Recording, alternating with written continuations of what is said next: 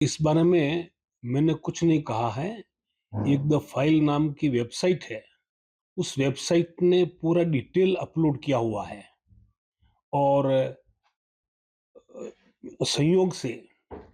जो एक RTI activist ने जो कंप्लेंट गवर्नर साहब के माननीय राज्यपाल महोदय को दी है, उस शिकायत में कुछ जो प्रॉपर्टी हैं जो अलॉट हुई है इलीगली केआईडीबी के द्वारा,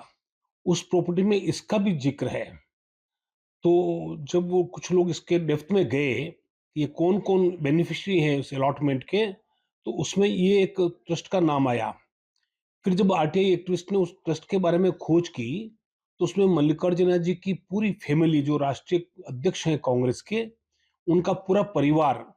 उनकी पत्नी, धर्मपत्नी, एक बेटा जो मिनिस्टर है, दामाद जो मेंबर ऑफ पार्लियामेंट है और बहुओं और सबका नाम उस ट्रस्ट में है। और उनको 5 एकड़ जमीन सेंसिटिव जोन जो है, हाईटेक जोन है एरोस्पेस का, वहां पर सिविक एम्यूनिटी साइट के लिए रिजर्व रखी हुई साइट एसटी एससी कोटा के अंतर्गत उनको दी गई है। तो एक तो इस ये रेगुलरी है, इलीगली है, इसका तो जांच होनी चाहिए। जो राज्यपाल महोदय शायद जांच का आदेश देंगे या कोर्ट आदेश देगी, इसकी जांच होनी चाहिए और सरकार को स्वतः इसकी जांच करानी चाहिए कि इसमें क्या-क्या घपला हुआ है या नहीं हुआ है, वो अलग बात है। लेकिन अगर ये सही भी है, तो मेरा ये कहना है, एससी-एसटी कोटा के अंतर्गत जो सुविधाएँ दी जाती है, वो आम एससी-एसटी के लिए है या जो टैलेंटेड जो स्टूडेंट जो पढ़ के आते हैं और जो अपना-अपना स्टार्टअप करते हैं और जो उसके लिए कुछ एंटरप्रेन्योर बनना चाहते हैं, उनको मदद करने के लिए है या राष्ट्रीय अध्यक्ष और जो बड़े-बड़े नेता स्वयं उन सारी सुविधाओं को और जन संपत्ति को हड़प लेने का प्रपंच करते हैं। ये बड़े दुःख की बात है और सबके लिए चिंता का विषय, देश के लिए चिंता का विषय है, ये कब तक चलेगा? नहीं देखिए, एमबी पाटिल बड़े अच्छे व्यक्ति हैं, प्रभावी मंत्री भी हैं, तो स्वतः उनको जाँच के आदेश दे देने चाहिए। साँझ को आँच किया।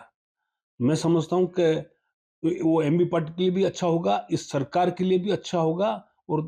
राज्य के लिए भी अच्छा होगा। लेकिन मेरा स्पष्ट मानना है कि इसमें कितनी इल्लीगैलिटी है या नहीं है, ये अलग बात है, जाँच का विषय है। लेकिन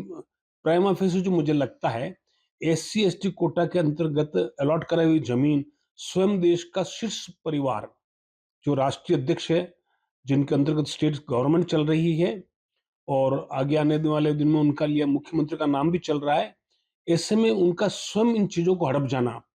और आम एससी-एसटी तक लोगों को ये फ़ायदा नहीं पहुँचने देना, में एक बड़ा षड्यंत्र है और आदरणीय मोदी जी जो कहा करते हैं, ये परिवारवाद से मुक्ति, तो परिवारवाद से मुक्ति का यही मतलब है। आदरणीय खड़गे जी का मैं सम्मान करता हूँ, बड़े नेता हैं, अच्छे नेता हैं, मैं तो दलित नहीं, उनको सबका नेता मानता हूँ।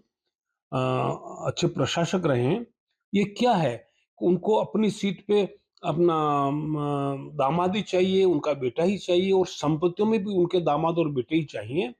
तो ये कब तक चलेगा परिवारवाद और कब तक आप हम पर आरोप लगाते हो और मोरल हाई ग्राउंड लेते हो, बड़ी-बड़ी नैतिकता की आप दुहाई देते हो, आपका स्वयं का आचरण क्या है एक राष्ट्रीय अध्यक्ष के नाते? देखिए, भारतीय जनता पार्टी क्या करेगी तो हमारा स्पोक्समैन और हमारे अध्यक्ष या हमारे मंत्री बताएँगे, लेकिन ये चीज़ मैं एक राजनीतिक कार्यकर्ता के नाते और चूँकि इस प्रदेश ने मुझे राज्यसभा में चुन के भेजा है और मुझे 2 बार एमएलसी बनाया, तो मैं अपना कर्तव्य समझते हुए इस बात को मैं उजागर करना चाहूँगा और अगर राज्यपाल महोदय मेरे से कोई बात करना चाहेंगे तो मैं उनसे मिलूँगा और मेरे पास और कोई जो डॉक्यूमेंट है वो मैं उनको दूँगा। लेकिन मेरा स्पष्ट मानना है कि इसमें एक स्वच्छता अभियान चलना ही चाहिए। जो बड़े राजनीतिक नेता चाहे किसी भी दल के हों,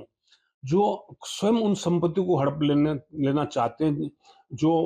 एससी, एसटी या ओबीसी के लिए रिज़र्व होती है, उन सबको स्वयं ही हड़प लेना चाहते हैं। ये सोच देश में अच्छा नहीं है और मैं समझता हूँ कि कोई न कोई अब ऐसा एक आंदोलन खड़ा होना चाहिए, जो इस नेताओं को मतलब कानून की प्रक्रिया अलग है, लेकिन एक नैतिक आधार भी होना चाहिए कि स्वयं राष्ट्रीय अध्यक्ष अपने परिवार के नाम पर ज़मीन अलॉट कर लेता है प्राइम एरिया में सेंसिटिव एरिया में, ये इस पर कहीं न कहीं रोक लगनी चाहिए और मैं समझता हूँ कि राज्य की जनता इस बात को समझेगी, देखेगी और प्रशासन उचित कार्रवाई करेगा और राज्यपाल महोदय भी इसका संज्ञान लेंगे